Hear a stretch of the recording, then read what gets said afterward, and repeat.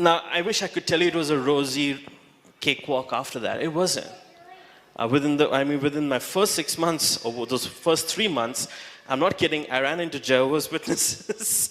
I ran into all sorts of characters in the church compound. Okay? And I had no Bible or anything. So I'm like totally exposed to, you guys are so blessed to have someone like Pastor Priji, all right? But obviously, when you're in a mega church, you kind of get lost in the crowd. And all I had was God. All I had was the Holy Spirit. You know, the Holy Spirit is the ultimate evangelist. The Holy Spirit is the ultimate soul winner, an ultimate evangelist. He kept me coming for 3 months, helped me navigate through all sorts of false stuff that I was hearing, Jehovah's Witnesses and all of that, helped me really understand. Somebody gifted me, was kind enough, 3 people rather. I was gifted 3 Bibles on one day. Okay, I'm like, okay. You know, that's awesome. Entered the waters of baptism a few weeks after that, after getting my job offer letter and all of that. But fast forward a couple of years later, I just threw myself into ministry because my only response after that would be, God, anything for you. I'm sold out for you. Anything for you, right? And so I just gave my life completely, and my best friend came to the Lord through me. Now this is a friend, and this is the family. His whole family came to the Lord through me. And this is the family who like literally fed me so many times when I didn't have a meal. This is the family who took me to their home when I didn't have a place to stay. Catholic family. How many families in this city, Christian families, would take a guy like me into their home for months and months and months? Food for thought. Okay? They had no idea what they were sowing into. They had no grid for sowing or anything like that, right? Just out of compassion, took me to their home, stayed with them for 3 months, just because their son happened to be a college friend of mine and stuff, right? I go back and share the gospel with them. I'm just barely 3 months in the Lord. I'm just going back and sharing the gospel with them. The entire family gets saved, starts coming to church, gets baptized. Domino effect, they start sharing with others, and the domino effect continues. Fast forward, my parents obviously think I'm crazy initially. So I remember calling my mom and saying, Mom, you know, I've good news for you, Mom. I've entered the waters of baptism.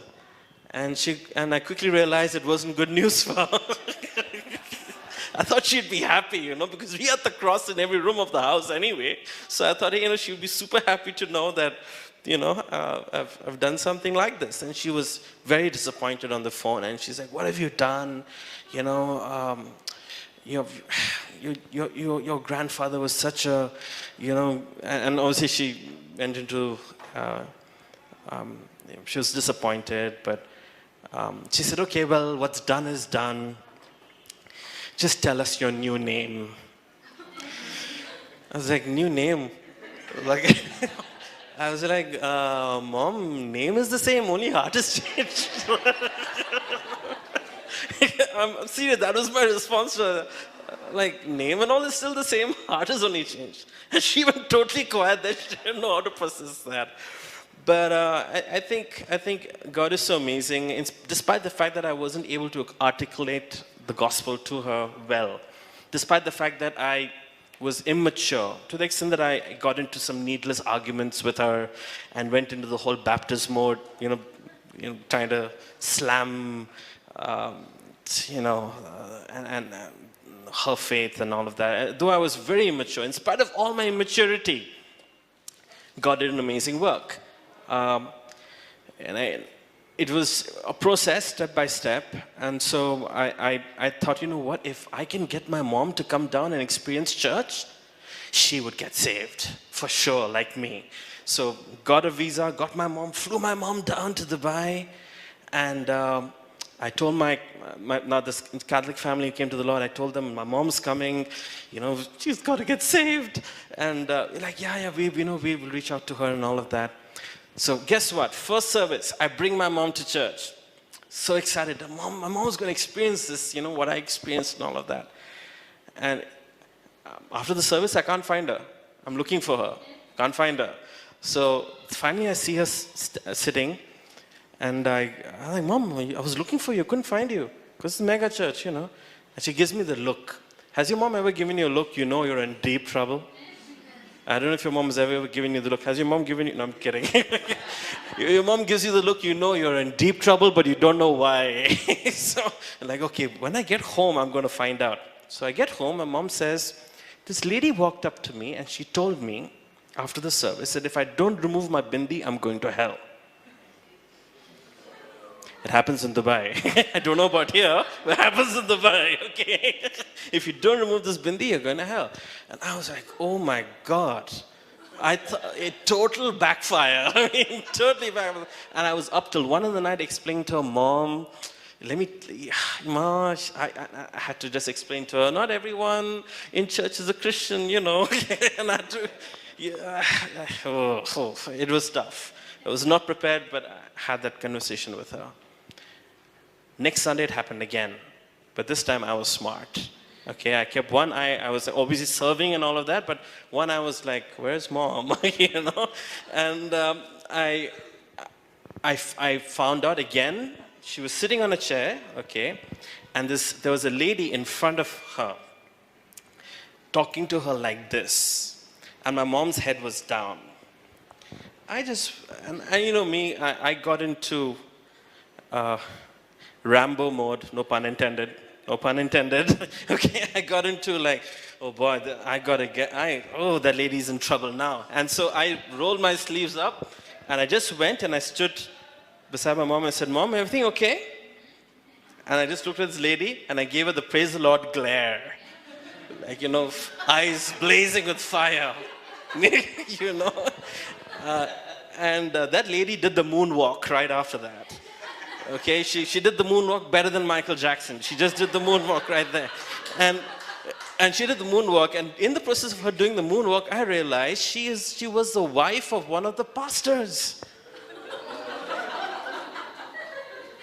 What are the chances of the wives of one of the pastors hunting my mom down two Sundays back to back in a mega church? Of all the mothers you could pick on, you had to pick on my mom. I mean, in the mega church, there's surely many more of the bindi ladies around you could have picked on. I'm saying that as a joke, but you get what I mean. The enemy's at work in the church. The enemy's not just at work out there. He's very much at work in the church, too.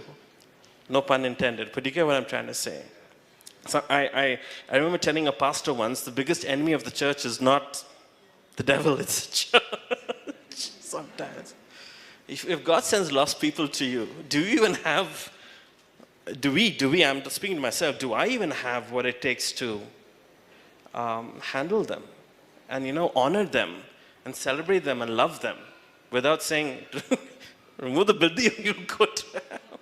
That's crazy. Anyway, can you believe it? In spite of all that, my mom got saved. God.